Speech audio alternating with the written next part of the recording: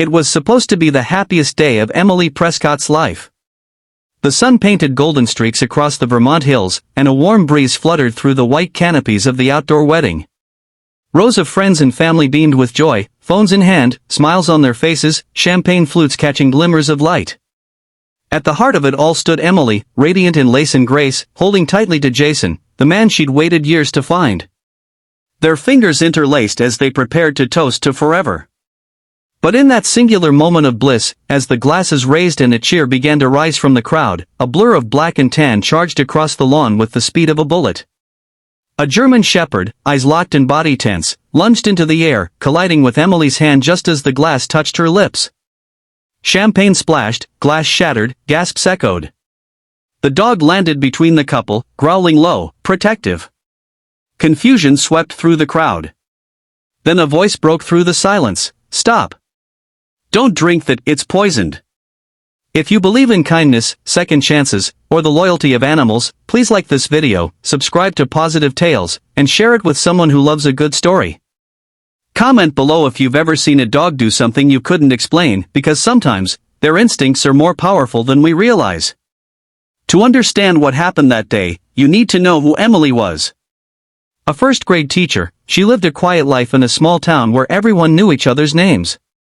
Emily had always been the type to send handwritten cards, remember birthdays, and make time for others, even when her own heart carried scars.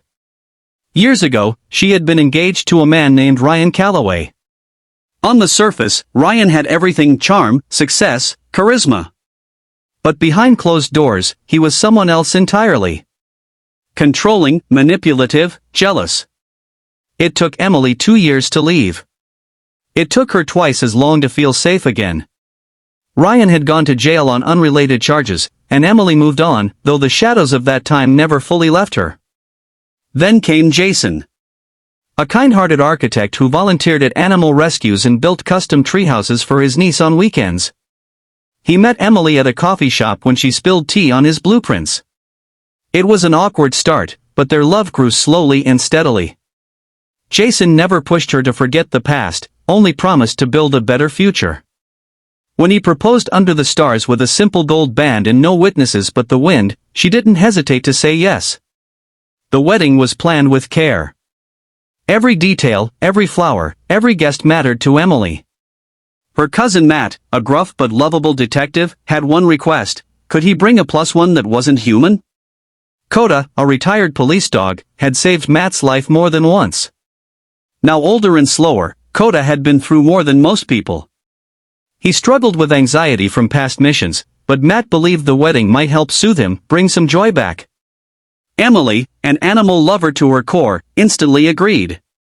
Koda arrived on the morning of the wedding with his red collar and solemn eyes. He moved slowly, cautiously, sniffing the new environment like a soldier returning to a battlefield. While guests mingled and music played, Koda stayed close to Matt, calm but alert. Emily noticed the way the dog watched everything, every guest, every movement, every tray being carried from the kitchen.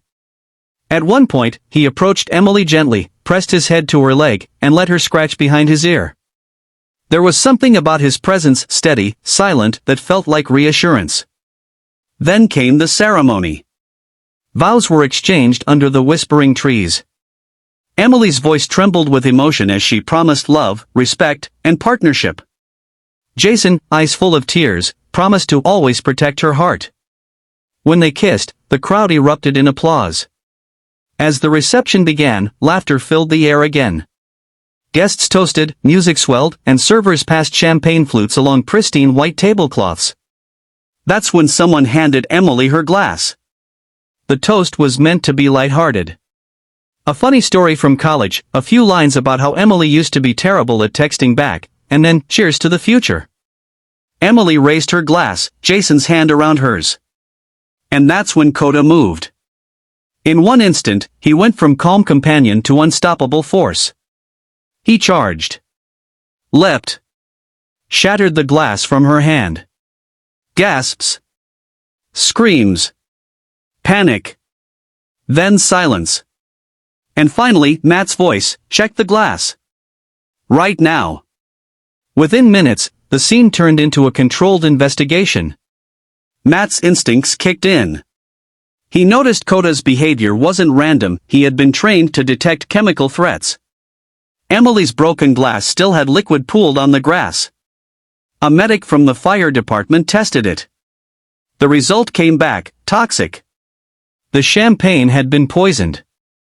Not all of it, just one glass. Emily's. Questions swirled. Who would do this? How could it happen?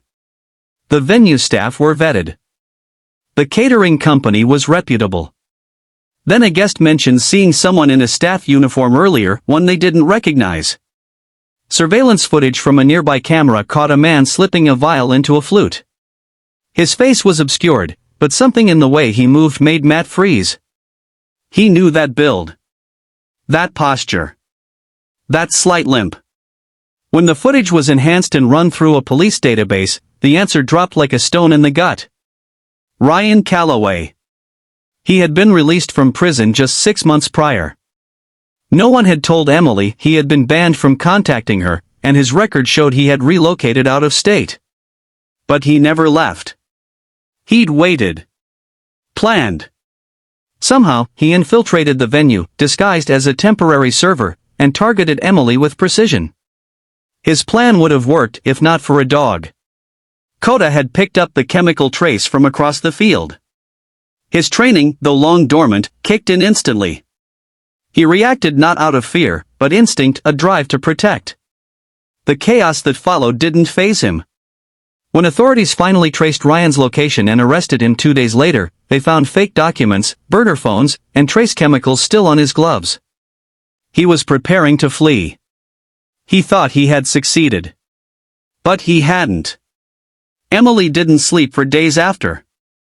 The horror of what could have happened haunted her. But what helped her sleep, finally, was Koda. The dog who had saved her without hesitation now lay at the foot of her bed, calm and quiet, eyes flicking open at every creak of the house. His presence was grounding. Healing. She and Jason adopted him formally within the month. He was no longer just Matt's retired partner, he was family. Inspired by Koda's heroism, Emily began a non-profit called Canine Second Life, focused on rehoming retired service dogs. She poured her energy into the mission, speaking at schools and shelters, raising awareness about the quiet heroes often forgotten after duty. Koda became the face of the organization, joining her at events, calmly letting children pet his head, wearing a vest that read, "I saved a bride." On their first anniversary, Emily and Jason didn't throw a lavish party. Instead, they had a small backyard dinner with close friends and family. No toasts, no champagne. Just peace. Koda sat between them during the vows they read again, this time not to celebrate love's beginning, but its resilience. And when they finished, Koda let out a soft huff, as if approving. Sometimes, the ones who save us don't speak. Sometimes they bark.